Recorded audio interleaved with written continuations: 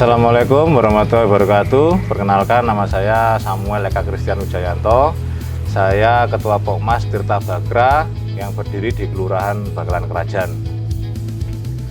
Awal mula Pokmas Tirta Bagra ini berdiri itu diawali di tahun 2019, tapi masih belum berdiri Pokmas. Itu adalah anggota kita di RW 03 dengan nama Kampung Nila Silir, yang akhirnya dibawa oleh Pak Lurah, disebarluaskan untuk pemerataan program si ikan nila yang kemarin sempat menang di tingkat nasional top 45 inovasi co-public di Kemenpan RB.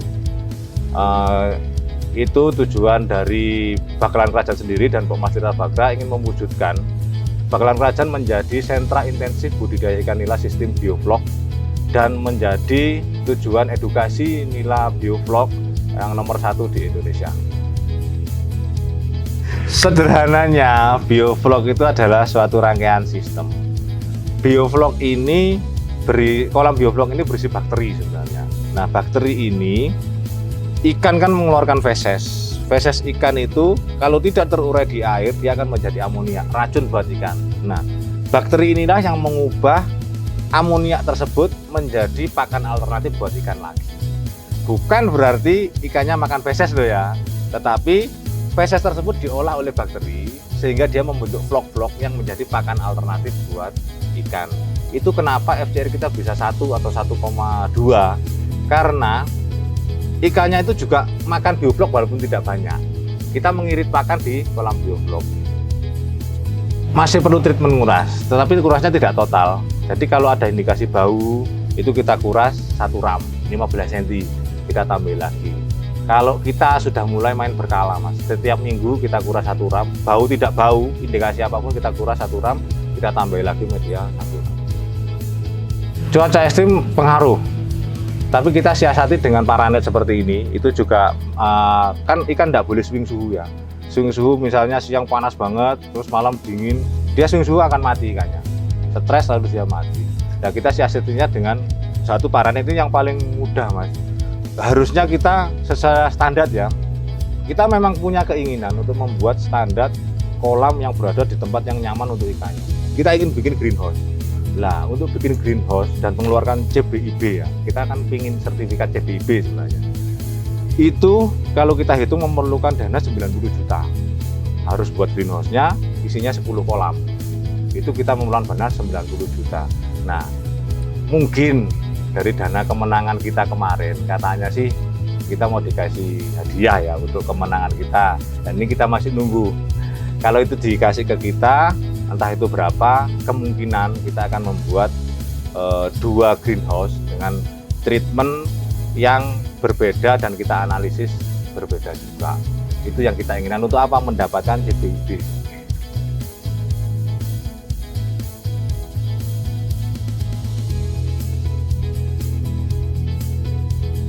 Jadi memang banyak pengangguran ya, memaksa kita untuk bisa menciptakan lapangan pekerjaan baru. Nah, akhirnya pemuda-pemuda dari RW 03 mulailah menghubungi kelurahan, meminta bibit saat itu. Akhirnya bisa, pertama gagal, dicoba lagi kedua, kok berhasil. Akhirnya dari KNS tersebut berkembang menjadi besar. Itu dari tahun 2019 dan berhasil kita menemukan SOP, standar operasional prosedur, dan cara budidaya ikan yang baik itu di tahun 2020. Mereka itu belajar memang benar dari YouTube, dari referensi buku, dan ada yang ikut pelatihan di Dinas Perikanan waktu. Lalu setelah KNS berdiri besar, mulailah Pak Lurah itu menggandeng supaya tersebar luas di Bakalan Kerajaan. Nah, akhirnya menggandeng saya. Pada waktu itu kita masuk di penjurian inovasi co-public tersebut yang saya ceritakan. Nah, di situ awal mula terbentuknya Pokmas itu setelah kita memenangkan inovasi co-public. Kita membuat Pokmas supaya apa? Kita mempermudah. Banyak dari teman-teman itu kurang modal, Mas, untuk membuat kolam. Nah, makanya kita membentuk kelompok Pokmas ini untuk bisa membantu mereka yang punya niat, punya kemauan untuk bisa kita support secara dana.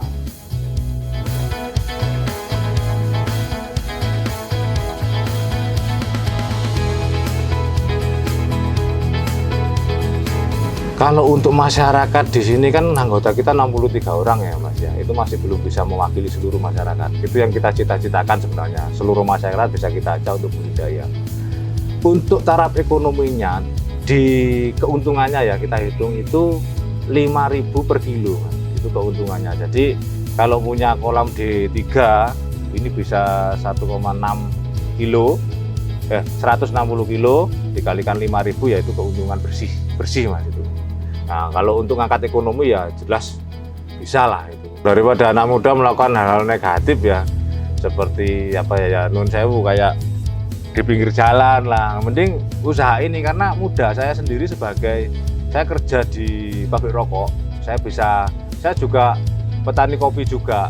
Tapi saya bisa nyambi ini gitu loh. Ini bukan apa ya, usaha sambian pertamanya, tetapi kalau mau kita seriusi lebih besar lagi keuntungan yang bisa kita dapat. Nah, anak-anak muda sekarang ini kalau mau budidaya ikan nila nggak salah sudah, karena dari segi edukasinya sudah dapat.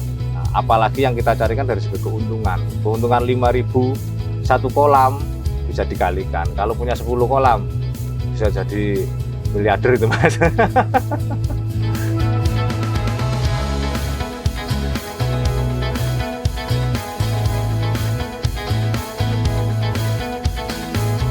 Biovlog ini tergantung kepada listrik. Musuh besar kita hanya listrik. Jadi harus 24 jam aerator nyala. Kalau tidak nyala selama 3 jam, biovlognya mati, ikannya juga mati. Itu hambatan satu ya. Cuma kita bisa siasati dengan genset. Dari genset, nah, kebutuhan genset kita sudah ada sih yang punya, tapi banyak juga yang belum punya. Nah, itu sudah kita bicarakan juga dengan beberapa anggota DPR, pernah kita dekati, dan beliau memang sudah menjanjikan, oh ya kita kasih. Ini masih proses untuk saya membuat proposal dan dikasih. Kalau dari pihak Dinas Perikanan ya memang sudah kasih pembimbingan ke kita.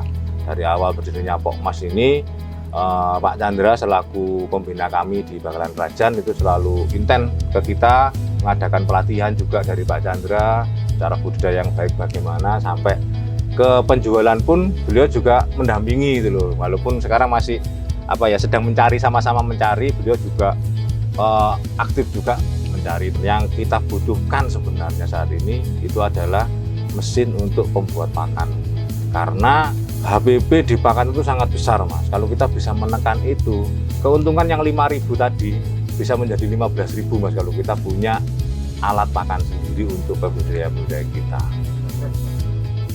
Kita itu tidak bisa membuat pakan apung dengan cara manual. Jadi dengan cara biasa seperti pakan lele kan bisa kita pakai alat manual ya, sederhana karena dia pakan tenggelam. Kalau di pakan apung ini kita benar-benar butuh alatnya. Karena kalau kita manual prosesnya panjang, justru nanti harga pakannya ya lebih mahal lagi karena dengan proses manual yang sangat panjang. Mesinnya khusus untuk pakan apung sendiri.